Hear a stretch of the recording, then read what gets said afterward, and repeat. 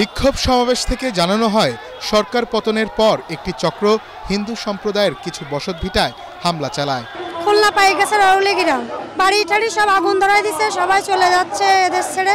কেন যাব আমরা এদেশ ছেড়ে? আমাদের একটাই পরিচয়, আমরা বাঙালি, আমরা এখানে স্বাধীনভাবে বাঁচতে চাই, আমাদের উপর হামলা কেন হবে? আমরা তো শান্তি চাই সব সময়ের জন্য, আমরা অশান্তি কখনো চাই না। সারা দেশব্যাপী এই ঘটনাগুলো ঘটিয়ে যাচ্ছে এবং সেইখানে রাষ্ট্র সরকার সবাইকে উদ্যোগ নিতে হবে এটা বন্ধের জন্য। অসৎ উদ্দেশ্য হাসিলের জন্যই পরিকল্পিতভাবে হামলা চালানো হচ্ছে বলে জানায় তারা।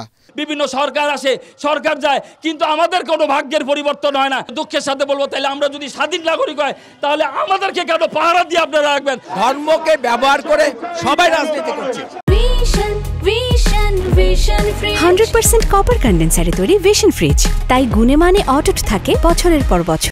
বাংলাদেশ সবার দাবি করে বিক্ষোভকারীরা বলেন, দ্রুত সব ধরনের সহিংসতা বন্ধ করতে হবে। অত্যাচার করা হচ্ছে, ধরে নিয়ে যাওয়া হচ্ছে, দেশ ত্যাগ করতে নির্দেশ দেওয়া হচ্ছে। আমরা বাঁচতে চাই, আমরা আক্রান্ত। এই দোষী ব্যক্তিদেরকে চিহ্নিত করার মাধ্যমে বিচারের আওতায় আনতে হবে।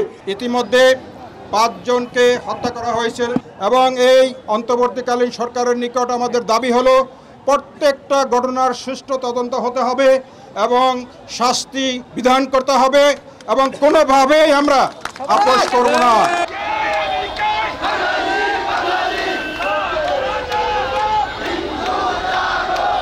বিক্ষোভ সমাবেশ শেষে মিছিল বের করা হয়, যা শাহবাগ হয়ে শহীদ মিনারে গিয়ে শেষ হয়। মনির হোসেন তপু, ATN বাংলা, ঢাকা।